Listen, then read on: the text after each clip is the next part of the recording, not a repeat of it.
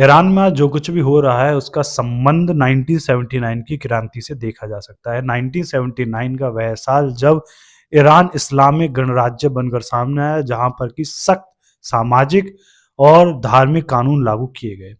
उसके बाद साल 2022 जब मोरालिटी पुलिस की हिरासत में महसा अमीनी की मौत हो जाती है, पूरे देश में आग सी लग जाती है और जन जिंदगी आजादी के नारे पूरे देश में लगाए जाते हैं। अब बात करते हैं कि ईरान में आज जो ये विद्रोह हो रहा है, प्रोटेस्ट हो रहा है, इसके पीछे कारण क्या है? तो इसके पीछे बहुत मूल्य कारण है, कई मूल्य कारण है, जिसमें पहला कारण है वहाँ की आर्थिक संकट, वहाँ पे आया हुआ आर्थिक संकट। ईरान की मुद्रा रियाल की कीमत लगातार गिरती जा रही है और 2026 के शुरुआत में आते-आते वह इतनी गिर गई कि महंगाई आसमान छू रही है। वहाँ का आम आदमी दवा और रोटी को खरीदने में भी असमर्थ सा होता जा रहा है।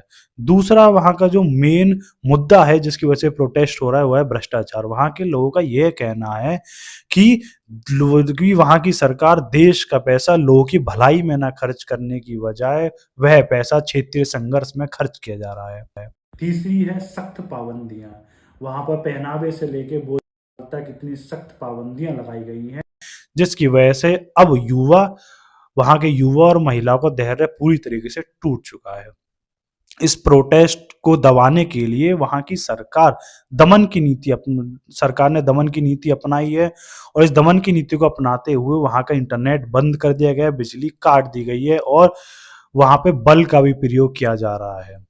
अगर रिपोर्ट्स को देखें तो लगभग 600 डेथ कंफर्म हुई है, लेकिन वहीं अगर कुछ एनजीओ की रिपोर्ट को देखें तो यह आंकड़ा 6000 को भी पार कर सकता है।